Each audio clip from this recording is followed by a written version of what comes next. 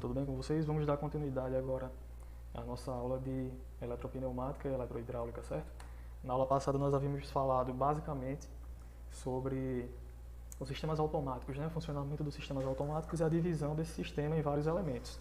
Né? Trazendo mais para a realidade da eletropneumática e eletrohidráulica, nós temos aqui os elementos de controle, né?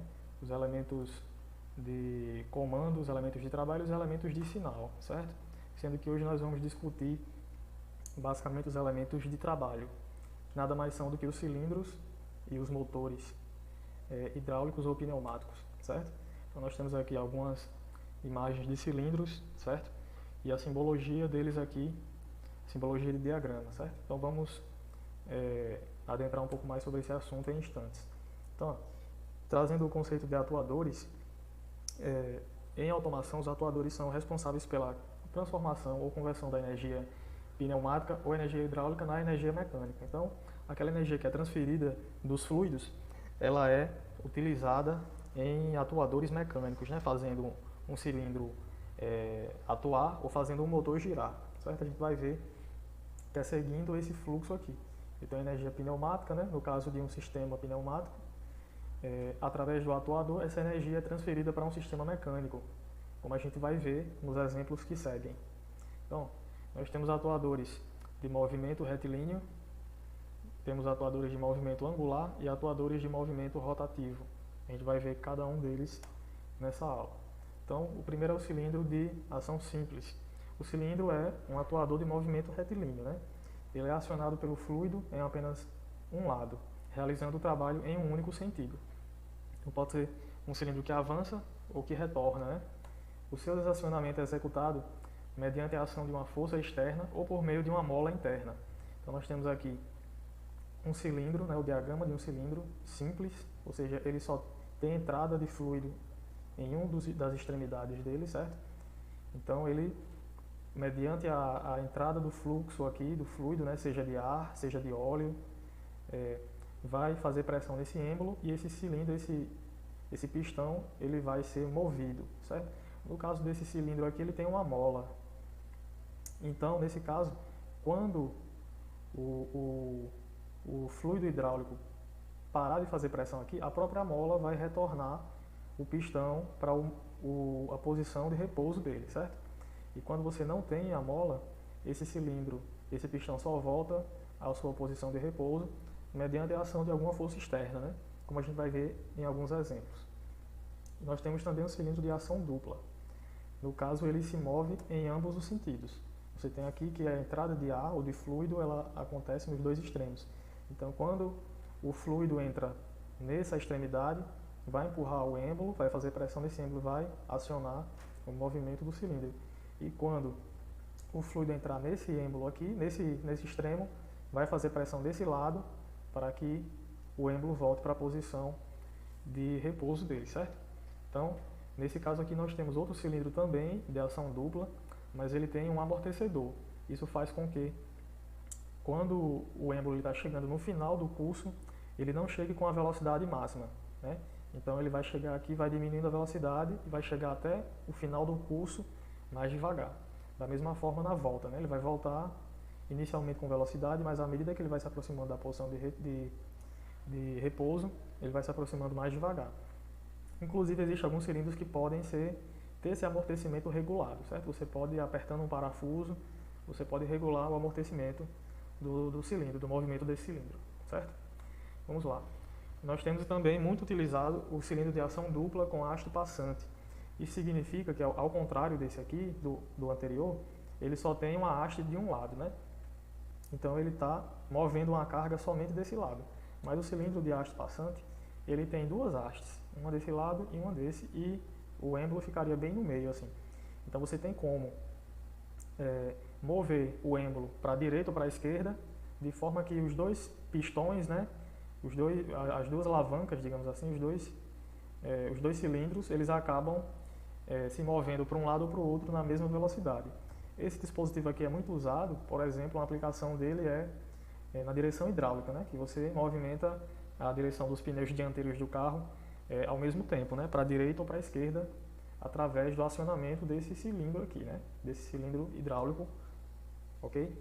Então, nós temos também o cilindro de dupla ação com acoplamento magnético. Nesse caso aqui, o fluido desloca em ambos os sentidos um êmbolo magnético interno. Externamente ao êmbolo, um cursor magnético acompanha o movimento, né, através do acoplamento magnético. Então, com o ímã aqui, você tem como mover esse pistão desse cilindro de dupla ação, ok? Nós temos também o cilindro rotativo. Esse cilindro é bem interessante, porque você movendo aqui o pistão dele, esse movimento que é linear pode ser transferido para um movimento rotativo através dessa estrutura aqui. Você vê que ele tem uns dentes, ele é dentado aqui, certo? Então esse movimento aqui acaba encaixando nos dentes também aqui desse círculo, né, digamos, que acaba fazendo ele girar para a direita ou para a esquerda. Então você tem como transferir o movimento linear de um êmbolo para a direita ou para a esquerda em um movimento circular, certo? Através desse cilindro rotativo. É interessante dizer que você pode movê-lo na angulação que você preferir, né? Se você quiser que ele se mova só em 90 graus ou só 80 graus, você tem como controlar essa angulação de giro dele, né? Esse aqui é o nosso símbolo do diagrama, né, do cilindro rotativo, e esse aqui é mais o aspecto de como ele funciona internamente. Você tem o fluido entrando por um lado, empurrando o nosso êmbolo, que vai encaixar os dentes aqui com a parte rotativa, né, e vai girar ele para a direita também. Se entrar o fluxo para a esquerda, acontece um movimento oposto. Os dentes fazem girar aqui a nossa estrutura rotativa para o lado esquerdo, certo? E nós temos também o cilindro de aleta giratória, certo? Esse aqui você tem como regular melhor os ângulos de giro, né, que você quer. Se você quer girar com mais precisão, 2 graus, 3 graus, você vai usar esse dispositivo aqui, certo? E finalmente nós temos os motores hidráulicos. O motor hidráulico, ele converte a energia hidráulica ou pneumática em energia mecânica, certo?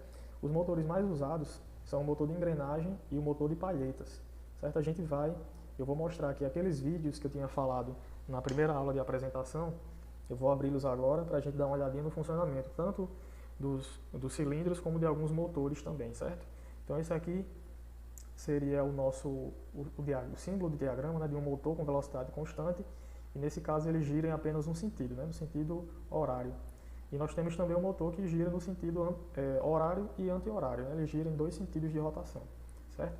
Então, o motor mais utilizado, como eu disse, é o de palheta, devido a ele ser mais fácil, mais leve, mais simples de construir, né, de montar, de desmontar, certo?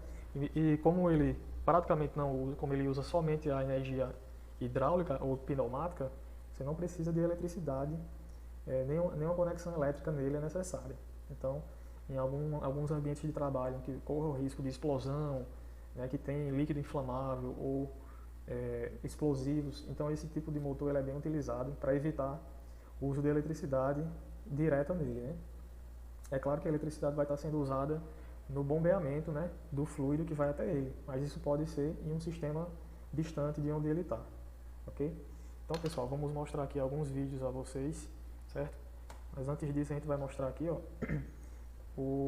a estrutura básica desse motor de palhetas, certo? O ar faz pressão aqui nessas câmaras que impulsiona o giro desse motor, certo? Então, é basicamente assim que ele funciona. Então vamos lá, vamos dar uma olhada nesse vídeo aqui. Eu recomendo bastante que vocês assistam esse vídeo completo, certo? Já está na descrição do primeiro vídeo que eu coloquei no canal, né? O vídeo de apresentação da disciplina. Existem atuadores hidráulicos que transformam energia hidráulica em movimentos lineares. São os cilindros.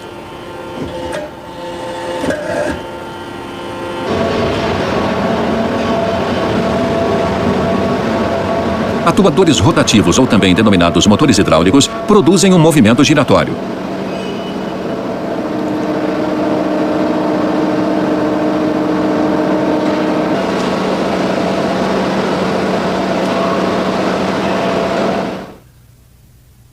Analisemos os cilindros hidráulicos. Cilindro de simples ação.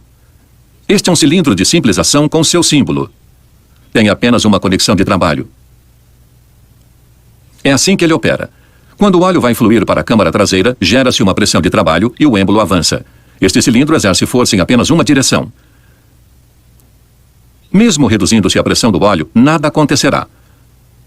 O êmbolo é recolhido somente quando uma força externa atua.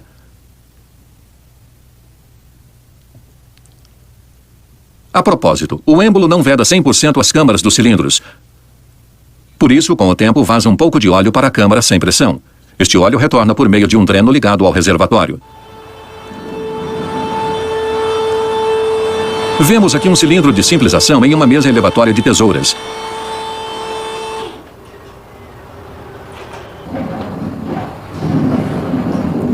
O retorno ocorre por força externa, isto é, através do peso da plataforma. Mas também existem cilindros de simples ação com retorno por força de mola. Este cilindro, por ocasião do avanço, produz uma compressão na mola e retorna por ação da mesma. O cilindro de simples ação nesta mesa elevatória de tesouras é um cilindro de construção especial. Aqui o êmbolo também executa a função de haste. Esta construção é extremamente resistente à torção, portanto apropriada para mover grandes cargas. Por isso é comum a utilização deste cilindro em plataformas elevatórias. O cilindro de dupla ação. O cilindro de dupla ação é reconhecido por suas duas conexões de trabalho.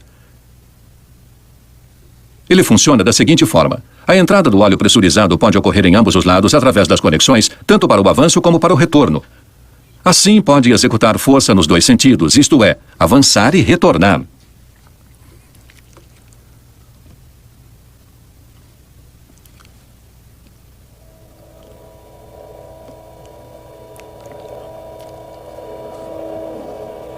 O retorno do cilindro é mais rápido do que o avanço.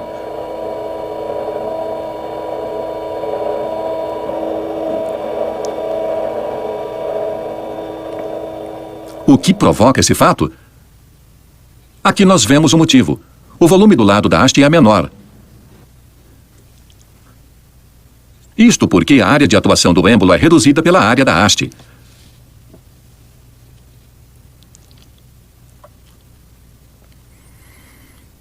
Na prática, muitas vezes são usados cilindros onde a relação de áreas do êmbolo é de 2:1 e, consequentemente, a relação de volume das câmaras traseira e dianteira também. Este cilindro denomina-se cilindro diferencial.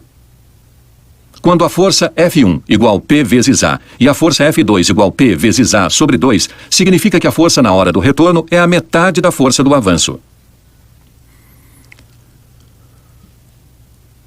Por outro lado, a câmara dianteira é preenchida com óleo da metade do tempo para a mesma vazão. O êmbolo, portanto, retrocede com o dobro da velocidade. Também a vazão do óleo que sai é o dobro, porque num mesmo tempo a quantidade maior de óleo da câmara traseira deve sair.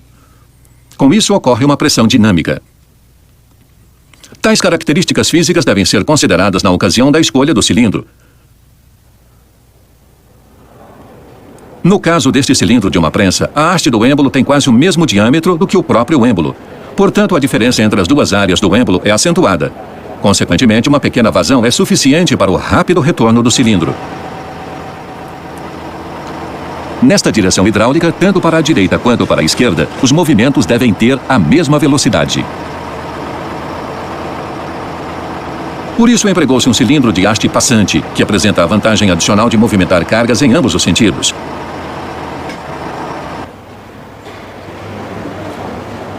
Quando se necessita de cilindros com grande curso, mas com limitação das dimensões externas, pode-se utilizar um cilindro telescópico. Eles podem ser de simples ou de dupla ação. O óleo hidráulico sob pressão movimenta as duas engrenagens que compõem o motor. O fluido é transportado através das câmaras para a tubulação de retorno, onde acontece o alívio de pressão, pois só existe a resistência oferecida pela tubulação até o reservatório. Uma característica importante dos motores hidráulicos é o volume deslocado V, isto é, a quantidade de óleo que o motor pode deslocar a cada rotação. O número de rotações é calculado dividindo-se a vazão pelo volume deslocado. Em todos os cálculos para sistemas hidráulicos deve ser considerada a perda por vazamentos internos. Este motor hidráulico que aciona o cabo da ponte rolante transforma energia hidráulica em energia mecânica através de movimentos rotativos.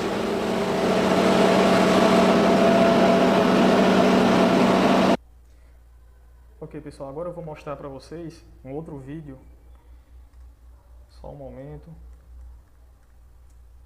Que seriam os atuadores pneumáticos, né? É praticamente o mesmo princípio, certo? Só que nesse caso aqui são o fluido que está sendo usado aí é o ar, certo? O ar comprimido.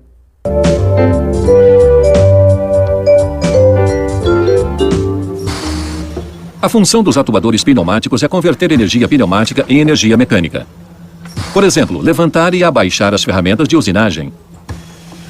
Existe uma série completa de atuadores pneumáticos que veremos mais de perto. O atuador pneumático mais utilizado é o linear. Ele converte a energia pneumática em movimento linear. As dimensões dos cilindros pneumáticos normalmente são da seguinte ordem de grandeza. Diâmetro, 6 a 320 milímetros. Curso, 1 milímetro até 2 metros. Força, 2 a 50 mil newtons. E velocidade de avanço, 0,02 a 1 metro por segundo.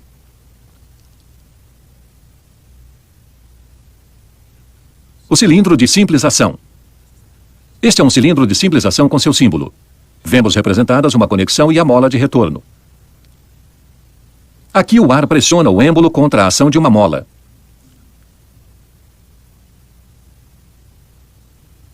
A haste do cilindro avança. Quando não houver mais ação do ar comprimido sobre o êmbolo, a mola o recolocará em sua posição inicial. A mola é dimensionada de tal forma que garanta o retorno do cilindro. Se ela fosse mais forte, teria que ser realizada uma força muito maior no esforço de avanço para vencer a ação da mola. A força de trabalho efetiva do cilindro seria menor. Cilindros de simples ação são utilizados, por exemplo, para a fixação de peças,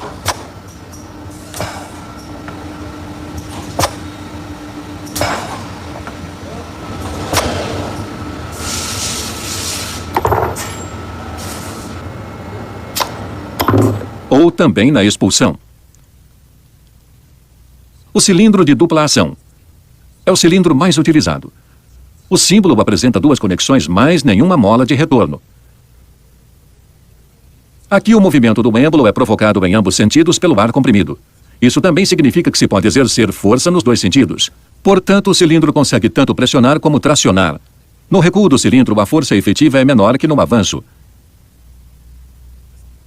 Isso se deve ao fato de a superfície do êmbolo ser reduzida pela área da secção transversal da haste. Existem alguns critérios para a escolha de um cilindro. A seguir são apresentadas as características a serem definidas no projeto. A extensão do movimento, ou seja, o curso do cilindro. A força necessária no avanço e no recuo do cilindro. E, finalmente, a velocidade com que isso deve acontecer.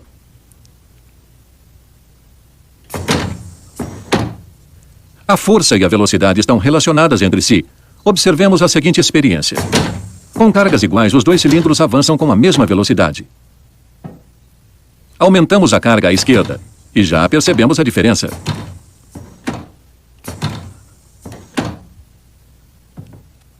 A carga é novamente aumentada e o cilindro avança ainda mais lentamente.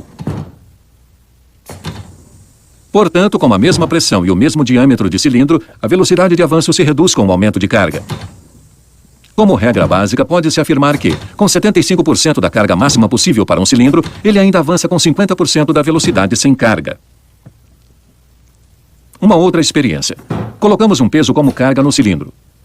Com uma pressão de aproximadamente 380 kPa, ele avança. Aumentamos o peso. O cilindro não avança mais. Somente quando a pressão for aumentada para 600 kPa, o cilindro poderá levantar a carga maior. Portanto, mantido o diâmetro do cilindro, a pressão de trabalho e a carga estão estreitamente relacionadas. Nesta experiência, o cilindro também não consegue levantar a carga. Para o cilindro da esquerda, não há problema em fazê-lo, embora a pressão seja a mesma nos dois cilindros. A explicação do fato. O cilindro da esquerda tem um diâmetro maior. Isso é novamente demonstrado nesta experiência. Com a mesma pressão de trabalho, aqui 600 kPa, o cilindro menor com diâmetro de 16 milímetros aplica uma força de aproximadamente 106 newtons.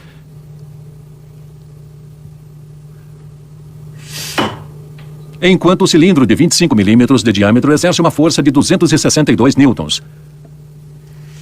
Para este cilindro de 32 milímetros de diâmetro, a força chega a quase 420 newtons. Tudo isso levado a uma equação resulta que a força é o resultado da área do êmbolo multiplicada pela pressão de trabalho. A escolha do diâmetro do cilindro é fundamental para obter-se a força desejada. Além disso, a frequência do movimento, a pressão e o consumo de ar comprimido são variáveis importantes. Nas mesmas condições, um cilindro menor consome menos ar que um maior. Neste dispositivo de furação automático são utilizados cilindros de dupla ação de várias dimensões.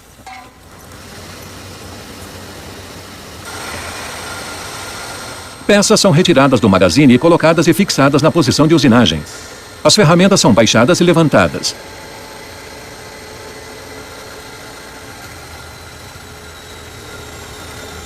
E, posteriormente, a peça pronta é retirada e expulsa.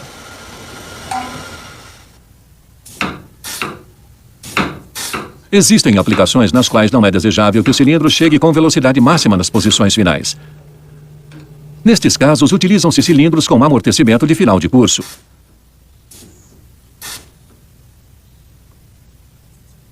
Nestes cilindros, interrompe-se o escape livre de ar para o meio, pouco antes do final do curso. Cria-se, assim, um colchão de ar que amortece o movimento.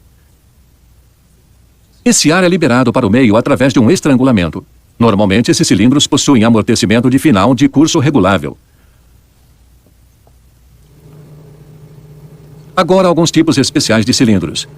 Este é um cilindro de dupla ação com haste passante.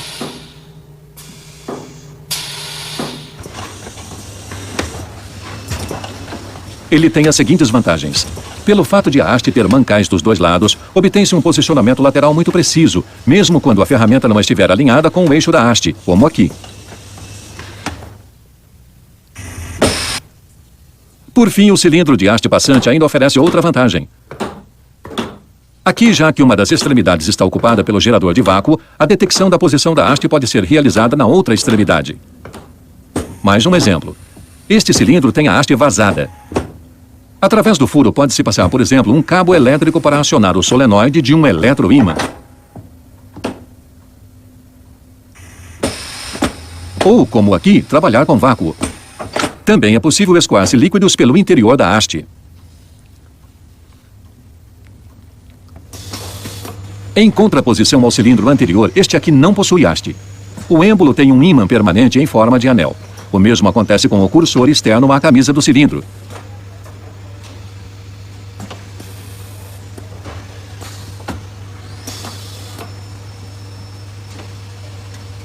Quando o ar comprimido movimenta o êmbolo magnético no interior do cilindro, o cursor acompanha-o com grande precisão. O cilindro sem haste é utilizado principalmente para cursos de deslocamento muito longos, até 10 metros.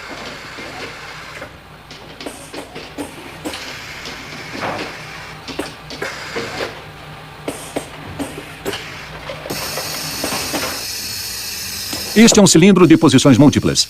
Normalmente, ele é composto de 2 cilindros de dupla ação, solidários. Assim, obtém-se 4 posições.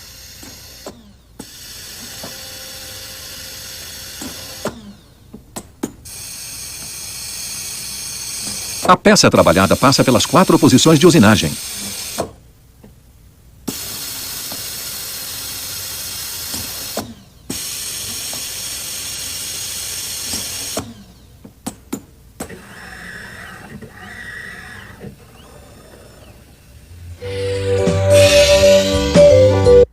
Então, pessoal, como vocês viram, os cilindros eles têm uma variedade enorme de aplicações, certo?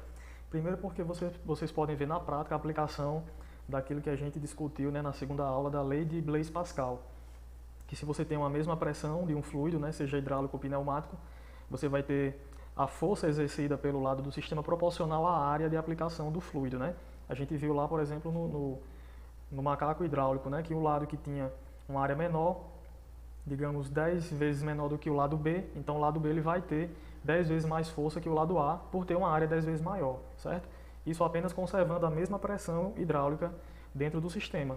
E a gente viu aqui na prática, né, nesse experimento que ele fez, né, que um cilindro ele consegue levantar uma carga maior se ele tiver uma área de contato maior também, se ele for um cilindro de maior seção transversal, certo? Agora a gente vai ver aqui rapidamente o funcionamento de motores pneumáticos.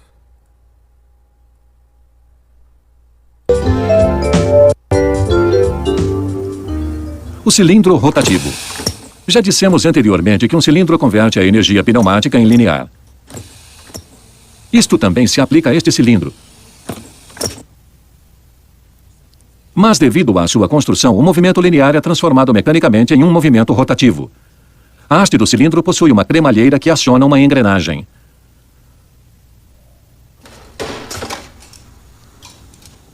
Aqui um cilindro giratório é utilizado para fornecer energia mecânica na prensagem de peças.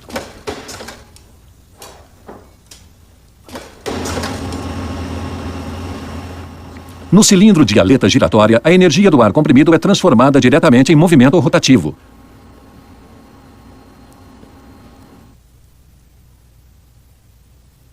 O ângulo de giro é ajustável. O torque máximo pode chegar a 20 Nm.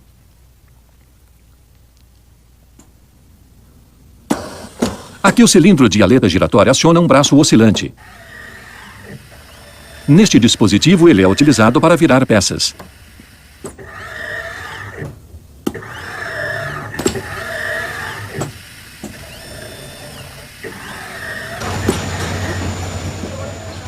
Motores pneumáticos. Nesta parafusadeira, a energia pneumática é convertida em movimento giratório através de um motor de palhetas. Nesses casos, a faixa de rotação estende-se de 3.000 a 8.000 giros por minuto. A potência varia de 0,1 a 19 kW. Ele funciona da seguinte maneira. Numa câmara cilíndrica gira um rotor excêntrico no qual encontram-se palhetas móveis. Estas palhetas isolam as diversas câmaras entre si. O rotor é colocado em movimento através de ar comprimido injetado na câmara menor. O ar comprimido libera energia para o eixo do motor e então escapa para o meio. Existem motores pneumáticos com sentido de rotação horário, anti-horário ou reversível para as duas situações. Neste local, motores elétricos têm suas tampas parafusadas. O acionamento das parafusadeiras é feito por motores de palhetas. Os motores pneumáticos também são indicados para áreas onde existe o risco de explosão.